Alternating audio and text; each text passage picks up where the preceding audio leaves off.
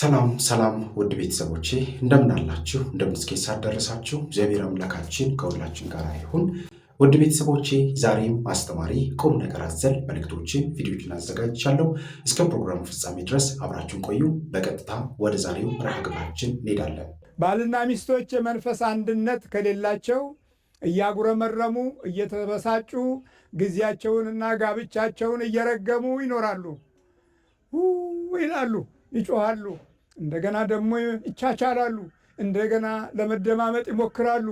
በመጨረሻ ከሁለቱ አንዱ እኔ እኮ አልደመጥም ይልና ዝም ይላል፣ ወይ እሷ ዝም ትላል። የመንፈስ አንድነት መንፈሳችንን አለየነውም። አያችሁ፣ አለየነውም። መንፈሳችን አስተማሪ አይደለም። መንፈሳችን ቅዱስ እንዲሆን አልታገልንም። መንፈሳችን ኃይል እንዲኖረው፣ ጉልበት እንዲኖረው፣ ብርታት እንዲኖረው የእግዚአብሔርን በጎነትና ረድኤት በስጦታው በኩል አልፈን ለትውልድ የሚበጅ ተስፋ እንድንሆን አልተዘጋጀንም። አቤቱ እግዚአብሔር ሆይ፣ አቤቱ መንፈሳችንን ቅዱስ አድርግ። ከዛ ደግሞ ነፍስ አለች። አያችሁ፣ ነፍስ መንፈስ ቅዱስ በሚኖርበት ጊዜ ሕሊናችን ያምራል። ምናችን ያምራል? ሕሊናችን ውስጥ ያለው ይሄ የሕይወት መዝገብ ክፍሉ በውስጥ ያለው የኮምፒውተሩ የውስጠኛው መዝገብ የውስጠኛው ኃይል ማይሆናል መንፈስ ቅዱስ። መንፈስ ቅዱስ በሚኖርበት ጊዜ ከጠላት ጋር መገፋፋት አለ። ከተወለድንበት ባህሪ የመጣም ጠላት ዝም አይልም እኮ። ከፍልስፍናም የመጣው እውቀት ከባህሪ ጋር ይዛመዳል። አንዳንድ ጊዜ የዚህን ዓለም ሎጂክ በምናብላላበት ጊዜም ሁኔታው እጅግ በጣም ግራ እንጋባለን። ከዓለም አንጻር ትልቅ ደረጃ እንደርሳለን ብለን ከዛሬ 50 ዓመት በፊት ያቀዱ ወገኖቻችን አልደረሰም። የትውልድ ድቀት፣ የትውልድ ውርደት ሲጨምርና ሲበዛ አዩ እንጂ በበረከት ቆመን በፍቅርም ጸንተን በጸጋና በሞገስ ተራምደን ዘመናችንን የሚዋጅ አስተሳሰብ ይዘን የዘመኑንም ቴክኖሎጂ ተጠቅመን የደከሙትን አበርትተን የሚያርሰውን በቀላል ዘመናዊ እውቀት ገንብተን መራመድ አልቻልንም።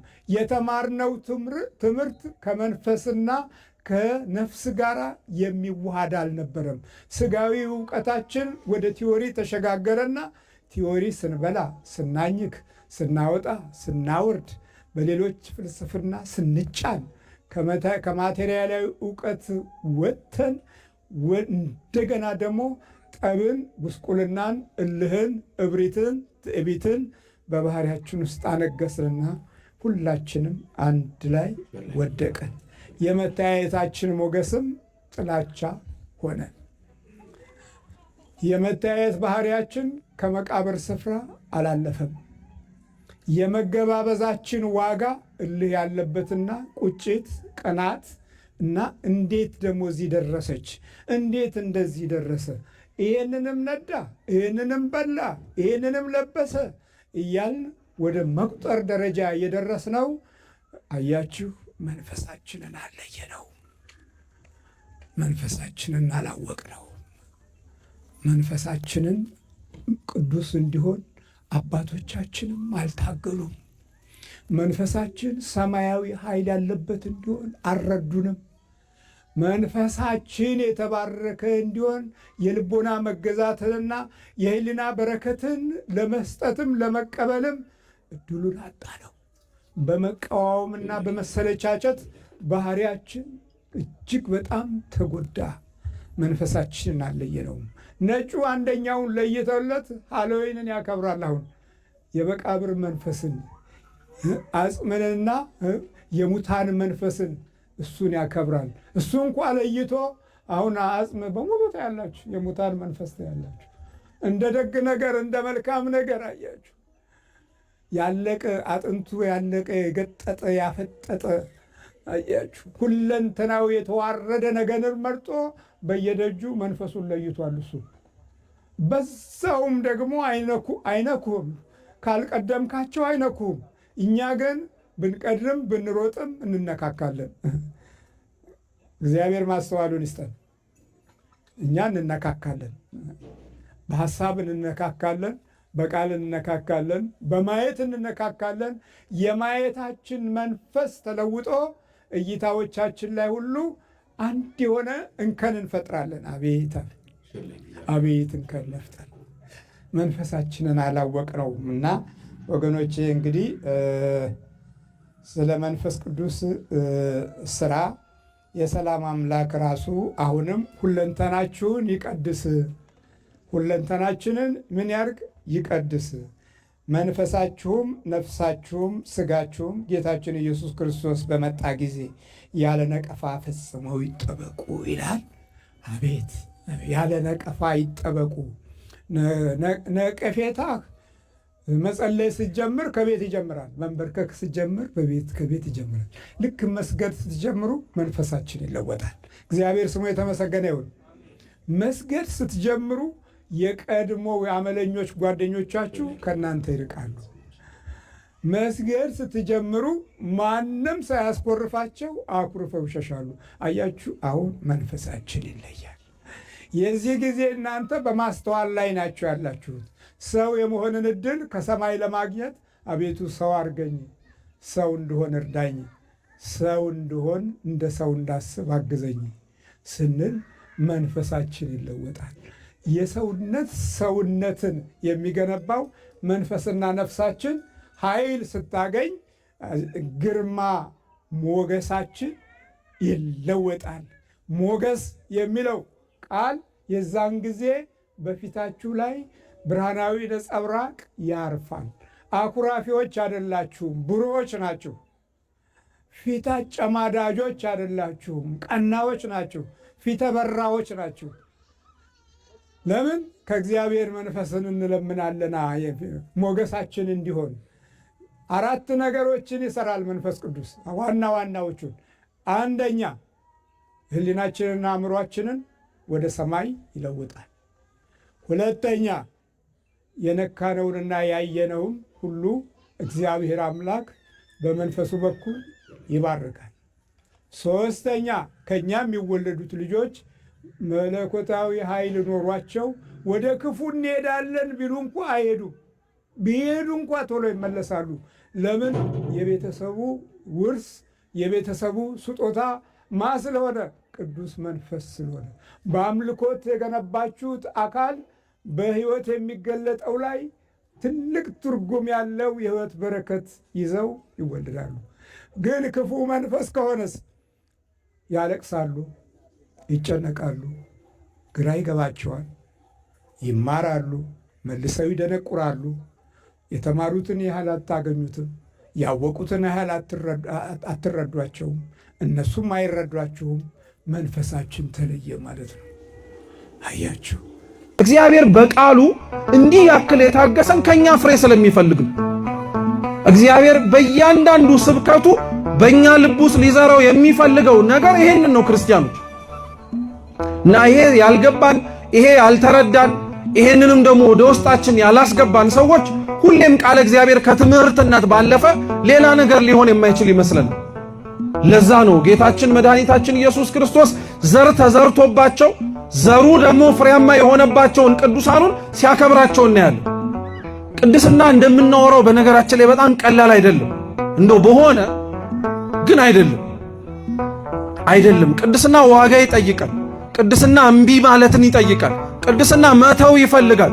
ተመልከቱ ክርስቲያኖች፣ ከክርስቶስ ጋር ማን ነው ተጣብቆ ሁሉንም ነገር ሲል ሳይተውለት እንደወደደ የተራመደ የለ? ሁሉም ስለ እግዚአብሔር የተወው ነገር ነበር። ሁሉም ደቀ መዛሙርቱ አለኝ የሚሏቸውን ነገር ትተዋል። እነሱ ራሳቸው በአንደበታቸው ሲናገሩም ሰምተናል። ሁሉን ጥለን ተከተልን፣ ምን ታረግልናለህ ብለው ክርስቶስን ጠይቀውታል። እኛ እንደዛ የምንልበት አፍ ይኖረን ይሆን? ሁሉን ጥልዬ ተከተልኩ ለጸሎታችን እኮ እንላለን። አንዳንዶቻችን ትንሽ ሲመረን በጣም ከአቅማችን በላይ ስንፈተን እንለዋለን። ምን ነው አምላኬ እንዲፈተንከኝ ምን በደልኩ እንላለን። እስኪ ምን በደልኩ በሉ።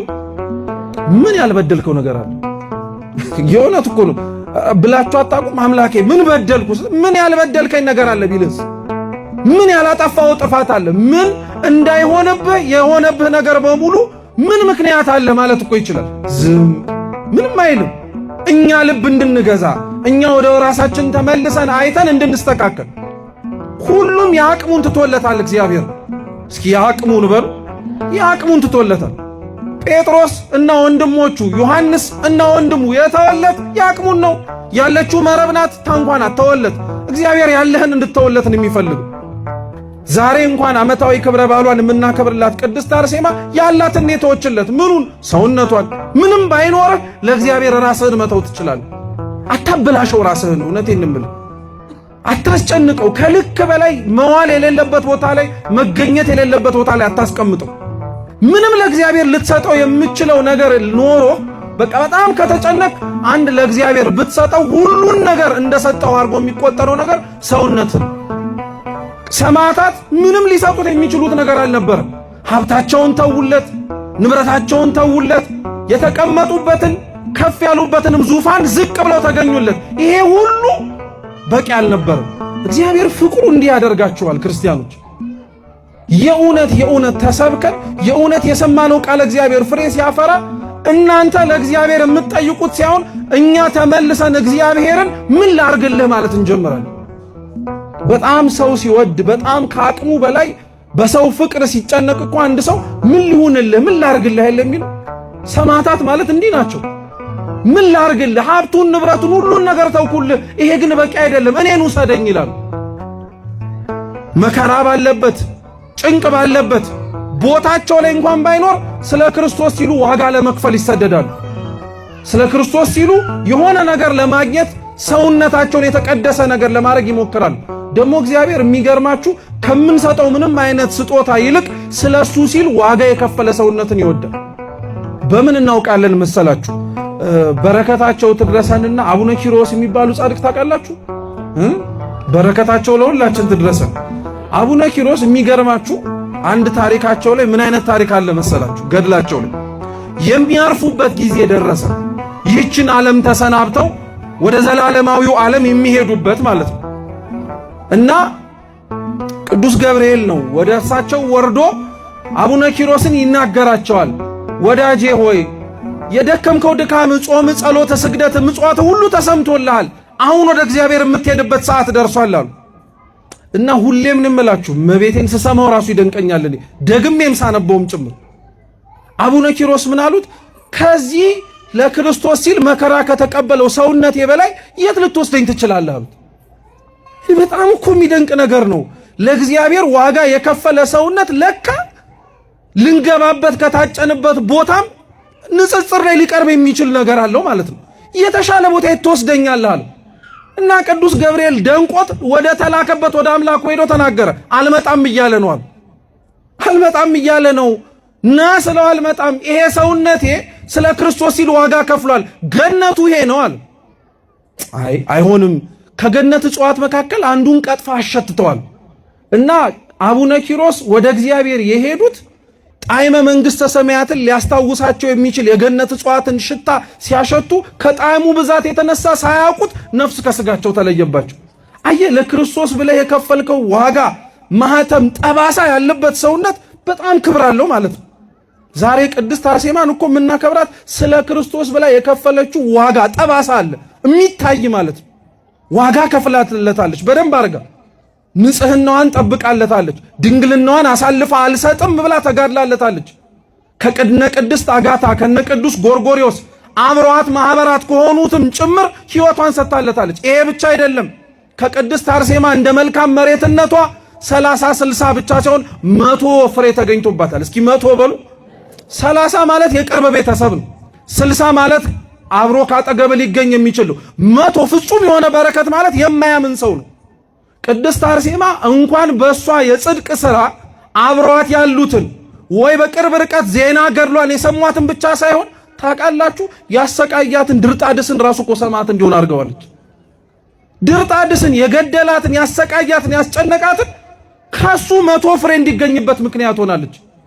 ክርስቶስ ዋጋ የከፈለለት ሰውነት መልካም መሬት እርሻ ሆኖ ፍሬ የሚለቀምበት ማለት ይሄ ነው። እንደው ዘመነ ጽጌ ነው ታውቃላችሁ። ይሄ ሰሞን ይሄ ወቅት ዘመኑ ፍሬ የሚታይበት የተዘራው እሸት በሙሉ ደርሶ አብቦ ከፍ ብሎ የሚታይበት ነው።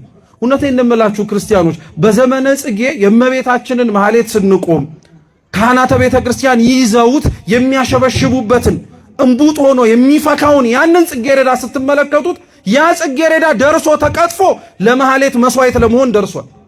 እኛ መቼ ነው ለእግዚአብሔር ተቀጥፈን መልካም መዓዛ ሽታ ያለው ፍሬ ሆነን የምንቀርብለት? እንዲሁ ዝም ብለን እየኖርን እንዲሁ ዝም ብለን እየወጣን እየተመላለስን በጣም ነው የሚያሳዝነው። ሞልቶ ተርፎ የሰራነውን ጽድቅ የጨረስን እኮ ነው የሚመስለው አኗኗራችን።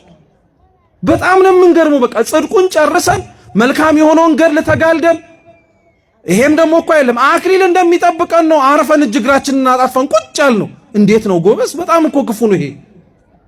መች ጨረስን? መች ሮጥን? መች ስለ ክርስቶስ ብለን ዋጋ የከፈልንለት ነገር አለ? እኛ ስለ ክርስቶስ ሰማዕት ለመሆን ምኞት ብቻ አይደርሳችሁም ክርስቲያን። እተት ሲላክባችሁ የሆነ መንፈስ እናንተ ውስጥ ሲገባ አራት ባህሪ ነው የሚኖራችሁ። ሶስት ባህሪ፣ አራተኛው የራሳችሁ ነው። አንደኛ የሰይጣኑ የራሱ ባህሪ አለ። ሁለተኛ የደጋሚው፣ ሶስተኛ የአስደጋሚው፣ አራተኛ የእናንተ። ያ ማለት አባትየው አስደጋሚ ናቸው፣ ደብተራው ደጋሚ ነው፣ ሰይጣኑ ደግሞ በራሱ ክፉ ባህሪ አለው። የሁሉም ባህሪ የእናንተም ሲቀላቀል አራት ባህሪ ነው የሚኖርባችሁ። ይሄ በጣም ከባድ ነው። ስለዚህ ይሄ ልጅ ወዶ አይደለም ይሄ ሁሉ ሲፈገይ የነበረው፣ ይሄ ሁሉ ፖሊስ ሲያስቸግር፣ ይሄ ሁሉ መከራ ሲያሳይ የነበረው ወዶ አይደለም። እና አባትየው ላይም ደግሞ የጨንገር መንፈስ አለ። ከአባቴ የመጣሁት ዛር ማነስ ሲባል ጨንገር ነኝ አለ። ጨንገር ማለት ደግሞ የኃይለኝነት የዱላ የምናምን መንፈስ ነው። አዛዝኤል በሉት በቃ የጦር መንፈስ ነው። ጦረኛ መንፈስ ነው። አዛዝኤል ሁለት አይነት ነው። ሴቶችን ኩል መኳል፣ ቅንድብ መቀንደብና እንሾሽላ መሞቅን አስተማሪ ይላል መጽሐፈ ሄኖክ ምዕራፍ 2 መጽሐፈ ሄኖክ ላይ። ለወንዶች ደግሞ ቀስት መምዘዝን፣ ጦር መምዘዝንና ጦርነትን፣ ኃይለኝነትን አስተማሪ ይላል። ስለዚህ ጨንገር እና ጠቋር ያው አንድ ነው ማለት ነው። ተመሳሳይ ናቸው። አዛዝኤል ነው በተዘዋዋሪ መንገድ ማለት ነው። ይህንን መንፈስ ደግሞ አባቱ ሳይገላገሉ በመሞታቸው በጣም አዘነ እና በክርስትና ስማቸው እየጸለየ እየሰገደ አባቱን ነፃ ለማውጣት ጥረት እያደረገ ነው ያለው ከወደቁበት ከሲኦል በአባታችን በአቡነ እስትንፋሰ ክርስቶስ ስም ማለት ነው። የአባታችን የአቡነ እስትንፋሰ ክርስቶስ ቃል ኪዳን የሞቱ ሰዎችን ወደ ገነት ከሲኦል ወደ ገነት የማሸጋገር ቃል ኪዳን ነው። ለዘመዶቻቸው ይጸልዩ ነበር እሳቸውም እና ንስሐ ሳይገባ የሞተ ሰው ካላችሁ ስለ አቡነ እስትንፋሰ ክርስቶስ ብላችሁ ሱባኤ ግቡለት፣ ጸልዩለት። እግዚአብሔር አንድ ቀን ሊምረው ይችላል። በምድር ላይ ያሉ ሰዎች ስለሞቱ ሰዎችም በምድር ስላሉ ሰዎችም የማዳን ተስፋ ተሰጥቷቸዋል፣ ወይም ደግሞ ፍቃድ አላቸው። እኛ አሁን ቻንስ አለን ማለት ነው። በህይወት ያለ በስጋ ህይወት ያለን ሰዎች ለዚህ አጠገባችን ላሉ ሰዎችም መጸለይ፣ ለራሳችን መጸለይ እንችላለን። ስለሞቱ ሰዎችም ደግሞ በፍትሃት መልክ መጸለይ እንችላለን። እግዚአብሔር ፈቅዶልናል። ደስ አይልም? የእግዚአብሔር ስሙ የተመሰገነ ይሁን። እና ሚስቱ አሁን ያላት እረፍት የሚገርም ነው። ጠባሳዎቿን አሳየችኝ። ፎቶውን ባሳየችው ደስ ይለኝ ነበር፣ አይሆንም እንጂ ዘመዶቻቸው ስላስቸገሩ ነው። ልጁ ራሱ ያሳይ ጠባሳውን አሳየኝ የተመታውን። ያ ሁሉ ግን የመንፈስ ነበር፣ መንፈስ ነበር እንደዛ ሲያሳርፍባቸው የነበረው። እና ልጁ ምን አለኝ፣ አባቴና እኔ እንድንደባደብና እኔ አባቴን እንድገለው ጨካኝ ነው አባቴ እንዴት ይመታኛል ብዬ በጩቤ እንድገለው ብዙ አሳስቦኝ ነበራል። በቃ እኔ አባቴን አጥፍቼው ልሞት እንዴ ብዬ ሁሉ አስቤ ነበራል። እንዴት ነው እኔ ምንም ሳላረገው ሚስቱንም እኔንም የሚጠበጥበን ምን አርገን ነው በቃ ሊገላግለው ብሎ ሁሉ አስቦ ነበር። ይሄንን እንዲያስብ እንደዚህ እንዲሆኑ ነበረ አባት ምንም ሳያጠፋ ልጁን የሚመታው። ልጁ ምንም ሳያጠፋ አባት ይመታዋል። እና አልሆነም። ምንም የተፈጠረ ነገር አልነበረም። ከስጋቸው መጎዳት በስተቀር ሌላ የተፈጠረ ነገር የለም። ሊቀ መላክ ቅዱስ ሩፋኤል የሰራቸው ተአምራቶች ብዙ ናቸው። አንዱ ይሄ ነው። ይገርማችሁ ወንድማችን በኮሜንት ላይ ከጻፈልኝ ፒን አደርገዋለሁ። ቅዱስ ሩፋኤል እንኳን ልመረዳ የጻፍከውን ኮሜንት ያለው ዩቲዩብህን ስለማውቀው ፒን አደርገዋለሁ ካገኘሁት። ስለ ቅዱስ ሩፋኤል ብትጽፍልኝ ደስ ይለኛል፣ ምን ያህል እንደወደደ። ስለ ቅዱስ ሩፋኤል ሰምተህ አምነህ ራሱ ስዕሉን ፕሪንት አድርገህ ጀርባ ላይ ማድረግ በራሱ የሚገርም ነው። እምነት እኮ ነው። ድርሳነ ሩፋኤል ላይ ምን ይላል? ተአምሩ ላይ ማለት ነው። ሁለት ወጣት ወንዶች ቅዱስ ሩፋኤልን በጣም ይወዱታል። ግንበኞች ናቸው፣ መሐንዲሶች ናቸው እና በድሮ ዘመን ነውና እነዚህ ግንበኞች ሩፋኤልን ስዕሉን ስላጡ በጭቃ በሲሚንቶ አድርገው ግድግዳ ላይ ስዕሉን ሳሉት፣ እየለጣጠፉ ሳሉትና የ6 ሰዓት ጸሎት ሲደርስ ምሳቸውን በልተው ከጨረሱ በኋላ መተው ከምሳቸው በፊት ጸልየው ከዛ ምሳቸውን በልተው ነው ወደ ስራቸው የሚመለሱትና አንድ አይሁዳዊ ወይም ደግሞ በወቅቱ የግሪክ ፈላስፋም የሆኑ ሰዎች ናቸው ይባላልና መጥቶ የቅዱስ ሩፋኤልን ስዕል ሰደበባቸውና ፈቀፈቀው ከግድግዳ ላይ። ተው ረፍ፣ ይሄ ስዕል ነው ሩፋኤል ነው እያሉ እየነገሩት ሲፈቀፍቀው እያላገጠ ሲፈቀፍቀው እጁን ቆረጠው ነው የሚለው። እጁን መታው፣ ሽባ አደረገው፣ መሬት ላይ ጣለው፣ ልምሾ አደረገው ይላል። ነው ብላችሁ ካመናችሁ ነው በቃ ሩፋኤል ነው ይሄ ስዕል ካላችሁ ነው። ሚካኤል ነው ካላችሁ ሚካኤል ነው። እናንተ ነው ብላችሁ ባማናችሁበት ላይ ግን ሌላ ሰው መጥቶ የሆነ ነገር ሊያደርግ ከሞከረ የእጁን ያገኛል። እንዴ የመድኃኔዓለም ስዕል ላይ ሽንቱን የሸና ፕሮቴስታንት ብልቱ እንዴት እንደተበላሸ ሰምታችኋል አይደለም እንዴ? በቲክቶክ አላያችሁ እንዴት እንደሆነ? እኔና ይቀጣ ብሎ እንዴት እንደወጣ። ስለዚህ አንድን ነገር ሲቃወሙ ሰዎች ወይም ስትቃወሙ ወይም ይህን ትምህርት የምታዳምጡ መናፍቃን የምትቃወሙትን ነገር ማወቅ አለባችሁ። መጥፎ ነው ብላችሁ ብታስቡም እንኳን መቃወም ያለባችሁ እስከ ጥግ ድረስ እንደዚህ ሳይሆን ስለ ጉዳዩ በደንብ በማወቅ ነው፣ እርግጠኛ በመሆን ነው። ምክንያቱም በተሳሳተ አመለካከት ውስጥ ሆናችሁ ልትጎዱ ልትቀሰፉም ትችላላችሁ። አይደለም መልአኩ ቅዱስ ሩፋኤል ቀርቶ ሰይጣን ራሱ እንኳን እኮ ሰዎችን ይቀስፋል አይደል እንዴ? ለምን ንብረት የነካችሁብኝ በቡና በሚፈላበት በረከቦቱ አጠገብ ለምን አለፍሽብኝ ብለው እግራቸውን የሚሰብራቸው ልጆች አሉ። አንድም በቡና በምታፈላው እናትየው፣ አንድም ደግሞ ወድቃ ልትሰበር ትችላለች። በእርግማን ልትሰበር ትችላለች። እግርሽን ይስበረው ዞር በዚህ ውልውልባት በይቢም ካሉ ያው ዛሩ እናትየው አፍ ላይ ሆኖ እግሯን ይሰብራታል። እና አይደለም ቅዱስ ሩፋኤል ሰይጣንም እንኳን ይሰብራል። እና ጥንቃቄ ያስፈልጋል ለሁሉ ነገር። ዝም ብሎ ደፋር መሆን አያስፈልግም። እኔ ኃጢአተኛና በደለኛ ነኝ፣ ጌታዬ ነው ኃይሌ፣ ኢየሱስ ክርስቶስ ነው፣ መላእክቶች ይጠብቁኛል ለሚባለው እንጂ ይህ እንደዚህ በቃ መደንፋት አያስፈልግም። እኛ ከቅዱሳን የተማርነው ከአባ እንጦንስ ከአባ መቃርስ የተማርነው ይሄን ነው። ሲኦል ገነት እስኪገቡ ድረስ በሯ ላይ እስኪደርሱ ድረስ ይላል አይደለም እንደ አባታችን አባ መቃርስ አባ እንጦንስ እስኪገቡ ድረስ ሰይጣን እኔ ኃጢአተኛና በደለኛ ነኝ፣ እኔ አቅም የለኝም፣ የኔ አቅም ክርስቶስ ነው እያሉ ነበረ። ልክ ገነት መግባታቸውን እርግጠኛ ሲሆኑ ሰይጣን አሁን አሸነፍኩህ አሉት፣ እርግጠኛ ሲሆኑ። ስለዚህ በዚህ ምድር ላይ ሆነን በጣም እርግጠኛ መሆን ያለብን እግዚአብሔር እኛን እንደሚወደን እንጂ እኛ እንደምንወደው አይደለም። ሰይጣን እኛ እግዚአብሔር እንደምንወደው እርግጠኛ መሆን የለብንም። አንተ ነህ የምትወደኝ እንጂ እኔ አልወድህም፣ አንተ ነህ ስለምትወደኝ ነው በሕይወት ያለሁት ነው የሚባለው። አንተ ስለምታፈቅረኝ፣ አንተ ስለታገስከኝ፣ ቀኑንና ማታውን የምታፈራርቀው አንተ ስለታገስከኝ ነው እንጂ በእኔ ፍቅር፣ በእኔ ጸሎት፣ በእኔ ስግደት አይደለም ነው የሚባለው። እንድንሰግድ እንድንጸልይ የታዘዝነው በሱ ምን ጸድቅ ሆነን ሳይሆን ስንሰግድ፣ ስንጸልይ፣ ስንጾም ጠላታችን ዲያብሎስን ስለምንመታው ነው። ከእግዚአብሔር ጋር በተገናኘ በእኛ ስግደት አይደለም፣ በእኛ ጸሎት፣ በእኛ በምህረቱ ነው። ግን ጾም፣ ጸሎት፣ ስግደትና ረጅም ሰዓት ቅዳሴ ያስፈልገውና ይሄ ሁሉ ልፋት፣ ትጋት ያስፈልገው ጠላታችንን እንድናሸንፍ ነው፣ ኃይል እንድናገኝ፣ ስጋችን እንዲቀደስ ነው። ይሄ ነው ልዩነቱ፣ እዚህ ጋር ነው። ይሄን ብዙ ሰው አያውቅም፣ አይረዳም። ፕሮቴስታንቶች አሁን በጾም ጸሎት ስግደት አይደለም ይሄ ሁሉ በእኛ ልፋት በእኛ ድካም አይደለም። አንድ ኢየሱስ አድኖናል። አዎ አድኖናል። አዎ በፍቃዱ አድኖናል። ከዛ በኋላ ስላለው ነገር ይህ ወገን ያለ ጾም ጸሎት በስተቀር በምንም አይወጣም አይደል ያለው ማርቆስ ወንጌል ላይ 9:26 ላይ። ስለዚህ ጾም ጸሎት ስግደት ያስፈልገው ጠላትን ለማሸነፍ ነው፣ ስጋን ለማበርታት ነው፣ ቅዱስ ለማድረግ ነው። እኔ ቅዱስ ነኝና እናንተም ቅዱሳን ሁኑ ብሏል። ቅዱስ ለመሆን ደግሞ የታዘዘውን ትእዛዝ መፈጸም አለብን። ጾሙ፣ ጸልዩ፣ ስገዱ ብሏል። ክብር ለሚገባው ክብርን ስጡ ብሏል። ክብር የሚገባው ደግሞ ስጋችንም ክብር ይገባዋል እኮ። ነገ ትንሣኤን ያህል እኮ አይደል እንዴ? ነገ ዘላለም ሕይወትን ይወርሳል ወይ ደግሞ ዘላለማዊ ሞትን ይወርሳል። ከሁለት አንዱ ነው የሚሆነው። ስለዚህ ክብር ለሚገባው ክብርን ስጡ ካለ ስጋችን ንጹህ ማድረግ አለብን። ስጋችን መከበር አለበት። ቆሻሻ ነህ አንተ ኃጢአተኛ ነህ እያልነው አናገመውም፣ አናክፋፈውም፣ አናረክሰውም። ስጋው ደግሞ የምንቀበለው በሱ ስለሆነ ማለት ነው። ስለዚህ አካላችንን እናክብር። ሰውን ሄዶ በጩቤ መውጋት፣ በጥርስ ማውለቅ፣ ይሄ ሰው እንደዚህ ማድረግ የኛ አይደለም፣ የሰው ተፈጥሮ አይደለም። ይሄ ስጋችን እንዲረክስ የሚፈልግ፣ እንዲቆሸሽ የሚፈልግ፣ እንድንጎዳ የሚፈልግ ኃይል ነው ማለት ነው። ስለዚህ እግዚአብሔር ከዚህ አይነት ኃይለኝነት ያውጣን፣ ትዕግስተኞች ያድርገን፣ በትህትና እንድንኖር ያድርገን። የአብ ግብሩ ሁሌም ቢሆን አይቀየርም። አብ ወላዲ ነው፣ አብ አስራጺ አይቀየርም። ምን ማለት ነው? አብ ተወላዲ አይሆንም፣ አብ ሰራጺ አይሆንም። በተመሳሳይ ወልድ ተወላዲ ነው። የወልድ ግብሩ መወለድ ነው።